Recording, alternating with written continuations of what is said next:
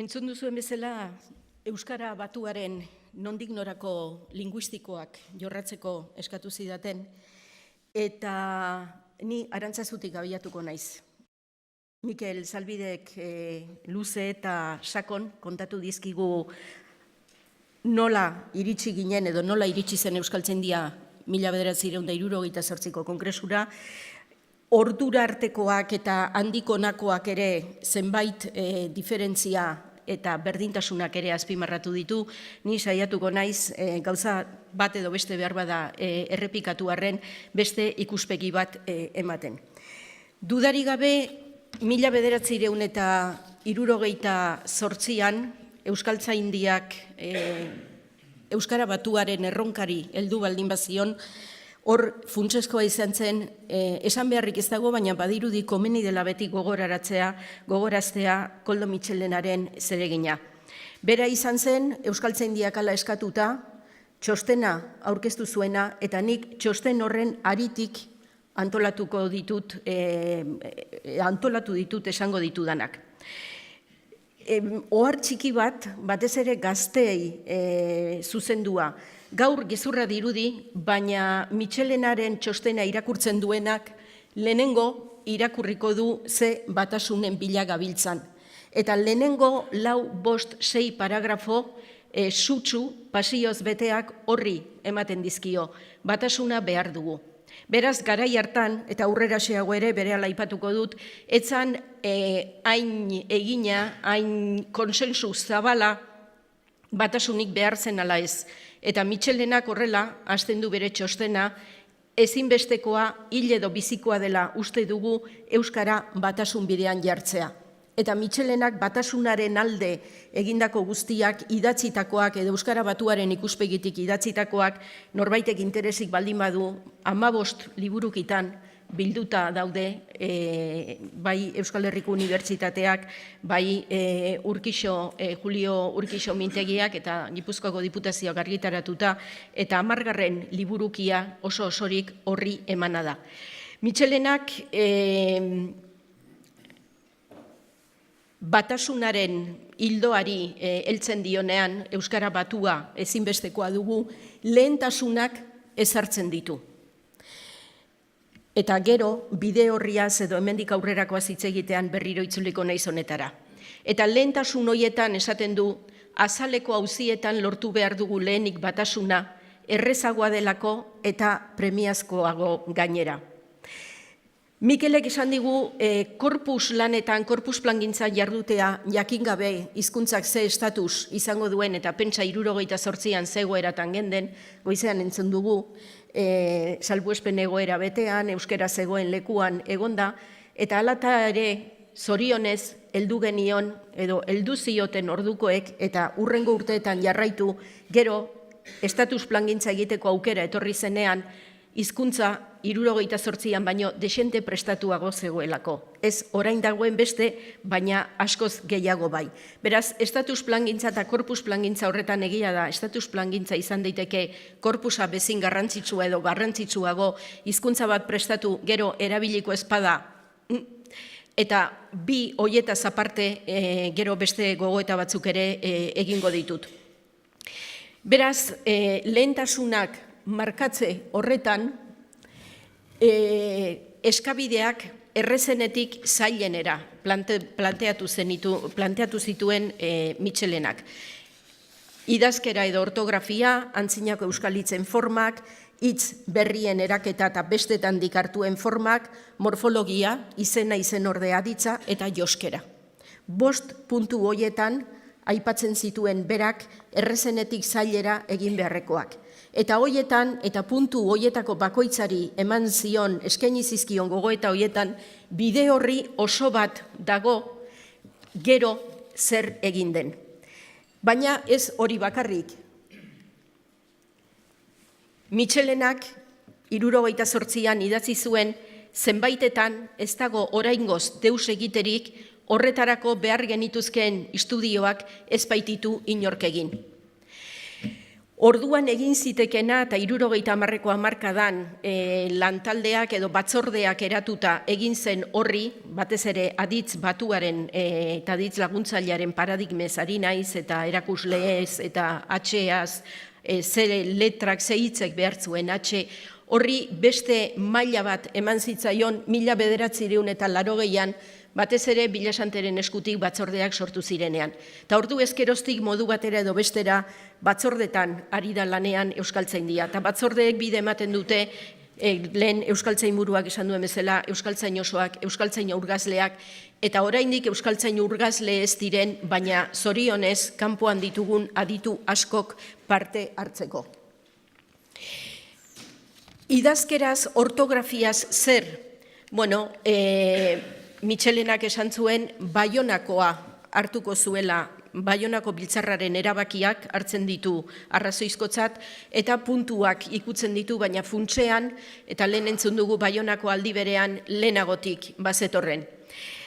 Antzinako euskal hitzei buruz badira, eta ez naiz hasiko puntuz puntu, zehazki ze irizpiderekin lan egin zen, zer egin den ez den, baina bai Mitxelenak markatzen zituen hainbat irizpide, funtsezkoak izan direnak gero hiztegia, bai orotariko euskal hiztegia, batez ere hiztegi batuko zerrendaiek eta gero Euskaltzaindiaren hiztegia egiteko, eta oraindik ere Euskaltzaindiaren hiztegia garatzen jarraitzeko, naiz gero Mirianek hitz egingo duen gehiago horretaz.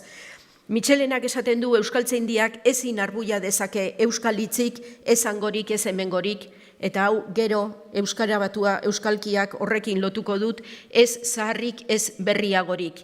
Nahiago ditu bizi-bizirik dirautenak, zaharkituak baino, gehiago erabiltzen direnak eta zabalago edatuak daudenak, eta hor badaude irizpideak eta markak hiztegian oso ondo jasotzen direnak. Aberastasunari begira dago beti, garbitasunari baino areago, eta gogoan izan Mikelek lehen zer kontatu digun gerra aurreko belaunaldi horren garbizaletasunaz. Euskara idatziaz ari garen ez gero, eta hau funtsezkoa da, ze irizpiderekin landu ditugun gauzak, ez bakarrik hiztegia, baita gramatika ere, hedadura zabalago hori hitzek euskal literaturan, euskal irakurgaietan duten eta izen dutena da. Beraz, hori da guretzat funtsezko irizpidea. Eta horretarako ditugu gaur, garai hartan ez zeuden korpusak. Baina korpusak arakatzean irizpidea hor dugu. Literaturan, irakurgaietan eta erabilera alik eta zabalena. Beraz, literaturako erabilera da gidari, elkarren itxura aldatze besterik ez diren hitzekin nola jokatu, forma zarrago eta berriagoen artean nola jokatu, bazterreko formek zein dar duten bat datozenean erdialdekoen kontra nola baita esateko, horiek guztiak dira funtsezko irizpideak, bai orotariko euskal hiztegiko sarreretan lemen formak ematean edo hiztegi batuko erabakietan oinarri izan direnak.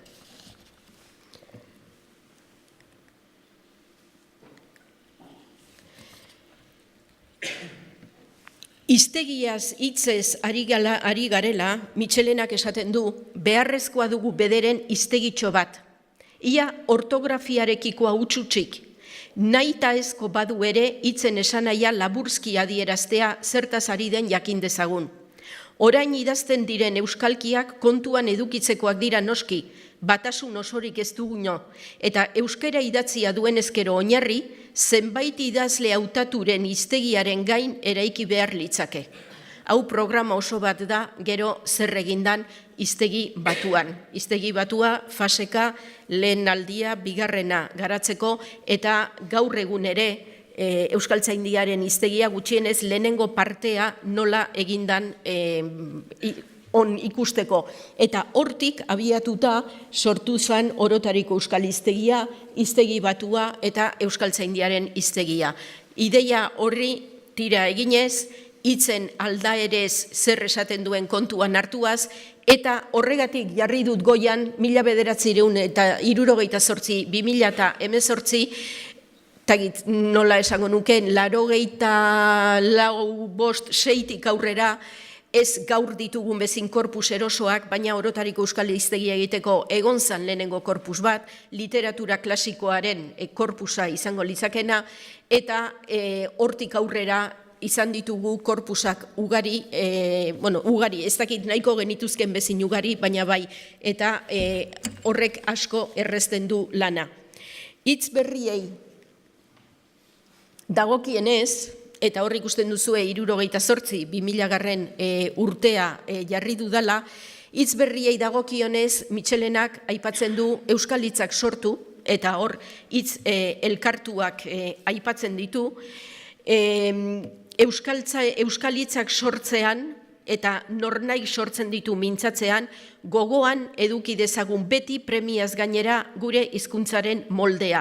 Beti izan baitugu horretarako erreztasuna hitz elkarketaren bitartez.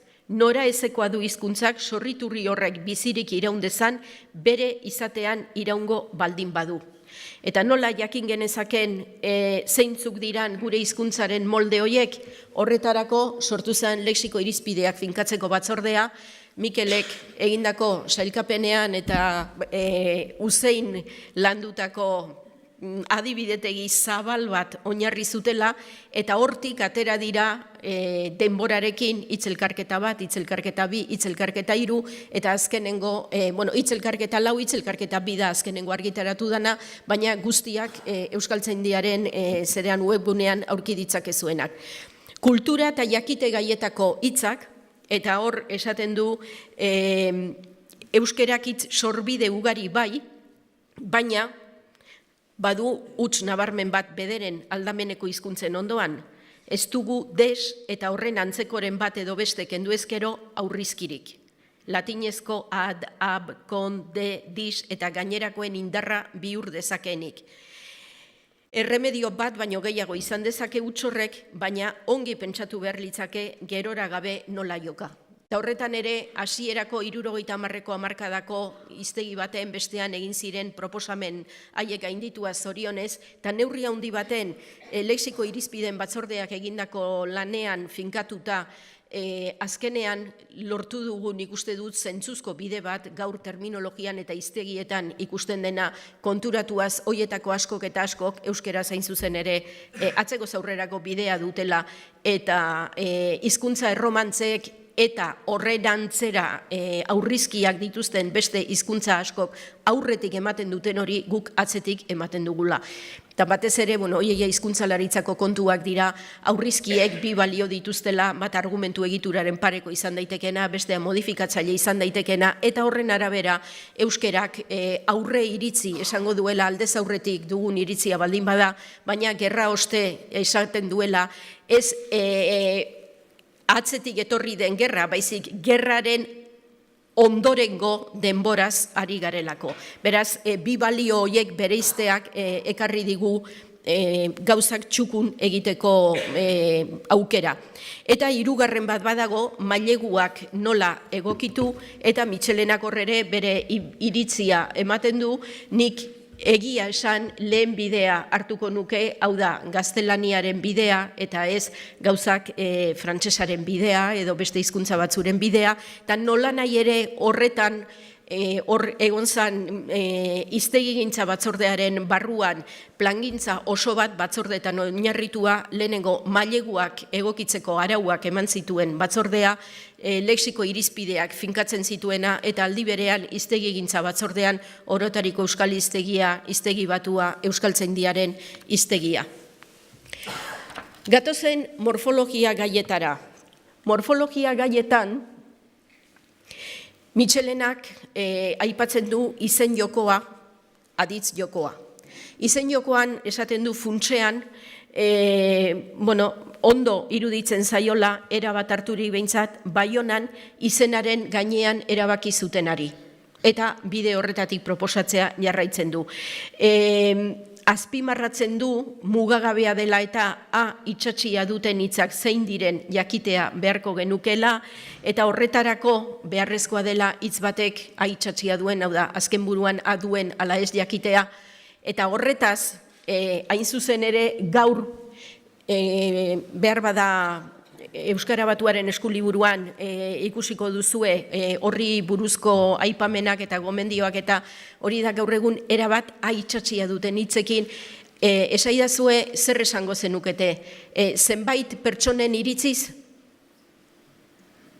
zenbait pertsonaren iritziz, baina oroar belarria jartzen baldin baduzu edo begiak zenbait pertsonen iritziz hori da aitsatziarekin erabat zabaldurik daukaguna.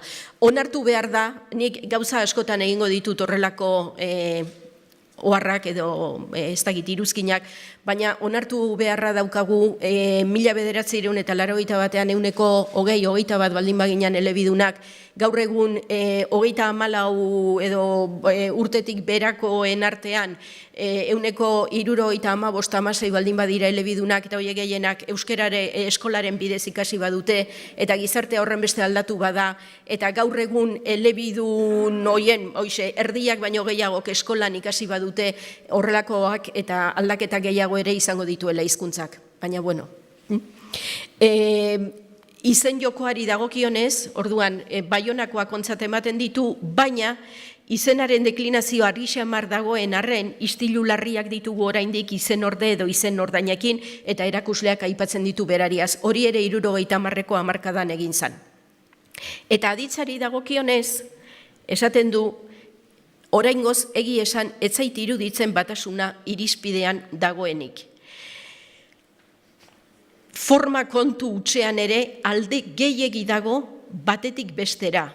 Batzekotan berea utzi beharko lukete askok, amore eman eta besterenera makurtu. Eta hori ez zitzaion iruditzen egingarri. Eta lehen, entzun dugun bezala, ez zuen aurre ikusten ortografian atxearekin urtetako eztabaida izango zela, eta aldiz oso errezpandimanago 74ko amaitua zegon aditz batuaren paradigma. Eta hor besteak beste funtsezkoa izan zen Patxi Altunaren eragina. Joskerari dagokionez, joskeran bestetan baino areago oinarri hutsetan geratu behar. Orduan, ez zegoen aukerari gauza hundirik esateko. Horretarako egin zan gramatika batzordea, horretarako aritu da lanean urtetan Euskal Gramatika lehen urratsak 7 liburuki lantzeko. Badakit hori ez dela gramatika arau emailea, ez da preskriptiboa, baina deskripzio on batetik abiatu ezean zaila izaten da ganorazko arau gomendioak ematea. Eta hor, 7 liburuki hoietan dagoen informazioa, euskeraz gramatika guztia juntatuta ere dagoena baino askoz aberatsagoa eta korpusetan oinarritua dan neurrian ez dakit benetakoagoa esan, baina gauzak ez dira aldatzen, baina askoz gauza gehiago kontatzen dira aurreko gramatiketan esandakoak baino. Horretaz aparte onomastikan lan eginda, exonomastikan lan eginda, kontatuko digute, eta arau multzo bat eman du Euskaltzaindiak 80etik aurrera. Beraz, Arantzazun, ikusten duzue orduan elkartu zirenak, Bilasante, Aritxelar, Juan San Martín, Alfonso Irigoyen, Kruzbik, edo Aresti, Txillardegi, Ricardo Arregi, Imanol Berriatua, Jakin eta Francisco Tarrak, Euskaltzain oso urgazle, kanpoko eragile, multzo oso bat saiatu zen orduan eta ondorengo urteetan gauzak bere bidetik joan zitezen. Alegin honetan, eta hori behin baino gehiagotan esan da, 78tik 78 arteko horretan, azpimarragarriena Euskara Batuaren ereduak izan duen onarpen zabala da. 60ko hamarkadan aldaketa betean zegoen Euskal gizartearen nahiei erantzun zien eredu horrek. Eta hemen, gehiago da, eta hor badago beste osagai batzuk, gaur hizkuntza plangintza entzun dugu, baina hizkuntza politikaz ere hitz egiten da, eta hizkuntza politika gutxienez Spolskik 2004an eskema hori antolatu zuenetik, eta gauzak horrela kontatu zituenetik, hizkuntza politikan berak 3 osagai bereizten ditu. Batetik hizkuntza erabilerak edo praktikak, bestea ideologia deitzen duena, hizkuntzari buruzko iritziak, jarrerak, usteak, eta gero hizkuntza plangintza bera. Eta garbi esaten du plangintza besteen zerbitzura dagoela. Eta oso adi egon behar dela ze iritzi, ze uste dagoen. Eta kasu honetan, iritzia baino gehiago eskabidea handia zegoen irakasle, idazleek eredu berri bat behar zuten, azkar, bizkor eta asko aldatzen ari zen gizarte horri erantzungo zion eredua. Eta gero entzungo ditugu beste hizkuntza batzuetako esperientziak eta horretaz hitz egingo digute, baina gaur egun ere estandarizazioaz idazten da eta horrek interesa sortzen du. Soziolinguistika aldizkariak esate baterako 2005ko alea horri eskaini zion, eta Lein Kosta eta Leinek ere 2017an liburu bat argitaratu dute horretaz ze esperientzia dagoen munduan zehar. Eta esan dudanean, Euskara Batuak erantzun ziola idazleen eta irakasleen eskariari, egon zan beste momentu bat egin ziteken korpus plangintza horretarako erabakigarria izan zena. Eta momentu hori izan zen, Jaurlaritza osatu zenean, erabaki beharra zegoen, eskoletan euskaraz irakatsiko dugu, baina ze eredu erabiliko dugu. Eta artean ere gauzak ez zeuden ainargi, bestela galdetu, orduan hezkuntza sailburu zan Pedro Miguel Etxenikeri edo galdetu, hemen isilik eserita dagoen Mikel Zalbideri gauzak nola zeuden. Eta ze iritzi zegoen, Bizkaiera irakatsi behar da, Gipuzkera osotu erakutsi behar da, ez da Gizer irakatsi behar da. Gobernuarek hartu zuen erabakia Euskara Batua izango da eredua. Eta horrek ate guztiak zabaldu zizkion Euskara Batuaren ereduari. Eta natorren azken partera. Eta hemendik aurrera zer? Hemendik aurrera zer irizpide edo gogoeta linguistikoari dagokionez, lehen goizean entzun dugun Jaugenen eskema gogoan izan da, eta Mikelek esan du kodifikazio fasea ia egina dugu, baina Jaugenek esaten du badago implementazio, elaborazio da garapena etengabe ez gure kasuan bakarrik, edo zein hizkuntzatan terminologiak, esamoldeak etengabe garatu behar dira, horretarako badugu Euskaltzaindiaren lana, badugu Euskara Batuaren euskararen aholku batzordeko terminologia batzordea, eta zuetako asko horretan lanean. Arau gehiago eman behar ditugu? Edo gaur goizean kultura sailburuak esan digun bezala nolabait galderei zalantzei erantzuteko antola molde egoki eraginkor azkar bat behar dugu. Gramatika arau emaile bat behar dugu? Agian ez. Agian gramatikak egin behar duena da kontatu benetan gramatikala zer dan, eta gramatikalak diran aukera hoien artean gero irizpide batzuk marka daitezke, edo egin daiteke gramatika preskriptiboago bat, baina horretaz ere eztabaidatu behar dugu. Estandar ereduak behar ditugu, eta berriro ere Mitxelenaren gananator, maila edo mota bat baino gehiago daude euskara idatzian, euskal prosa arruntaren izatea, egoera eta huts beteak aztertu nahi genituzke gramatikatasunean landaturik, baina gramatikatasun soilean oinak itxasten etzaizkigularik. Hau da, gramatika etzaigu nahikoa, beste zenbait eta hor aipatzen ditu hitzordena eta beste hainbat kontu.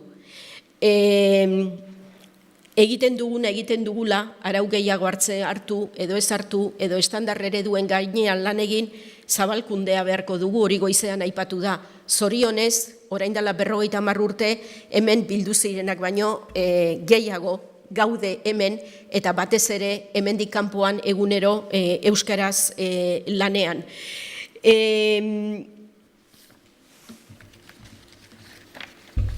Nire ustez, zer da dudarik gabe beharrezkoena, Euskara Batuaren eta euskalkien eta tokian tokiko hizkeren arteko, eta badakit hauek ez direla, ziurrenik gehiago da hori plangintza kontu linguistikoak baino. Baina hor ez dago Lourdes Oñederrak aste honetan bertan idatzi duen bezala, hor ez dago bien artean, ez dago muga iragangaitzik. Bikodek elkar ukitzen dute hartu eman korapilatsuak daude, nolako harremana behar dugu, zertarako behar dugu estandarra, zertarako behar ditugu euskalkiak. Euskaltzaindia behin baino gehiagotan hitz egin du horretaz, Aita Bilasantek hainbat bider hartu zuen gai hori, baita Beñat Oyartzabalek ere, esan dudan bezala, oraindik igandean argitaratutako artikuluan Lourdes Oñederrak ere bai, idatzirako ze eredu behar dugu. Herri aldizkarietan esate baterako tokian tokiko hizkera, baina zer behar dugu, nola idatzi behar da. Behar dugu Koldo Zuazok proposatu duen bezala tokiko batuak behar ditugu, hoien inguruan lan egin behar da, eta hor ere gogoan izatekoa da Mitxelenak zer idatzi zuen 78an. Ahoz eta iskribuz darabilgun hizkuntza bizi baten idazkera, ezin izan daiteke hots eta letren arteko banakoa. Hori gehienaz ere filologian edo zerak egitean, transkripzioak egitean egingo da, baina ez ahozko kodetik idatzira pasatzean.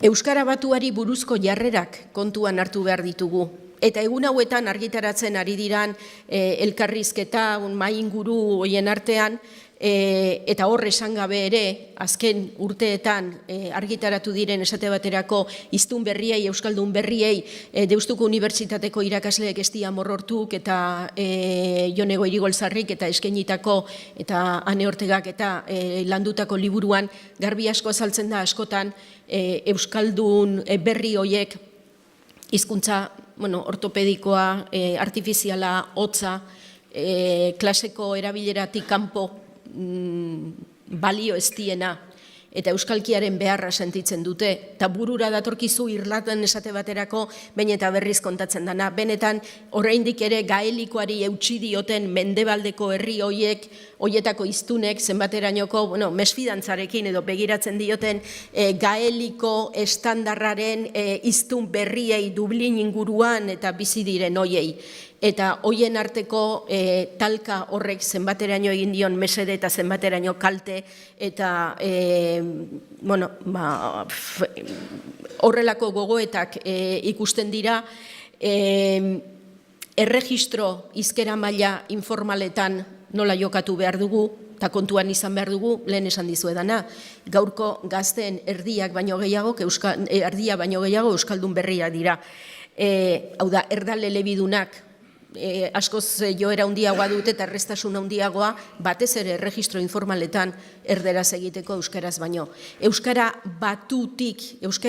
batuaren behar bada landu beharreko erregistroetatik eskain dezaiokegu zerbait, euskalkietara hurbildu behar ditugu, garbi dagoena da ahozkoa landu behar dela dudarik gabe, eta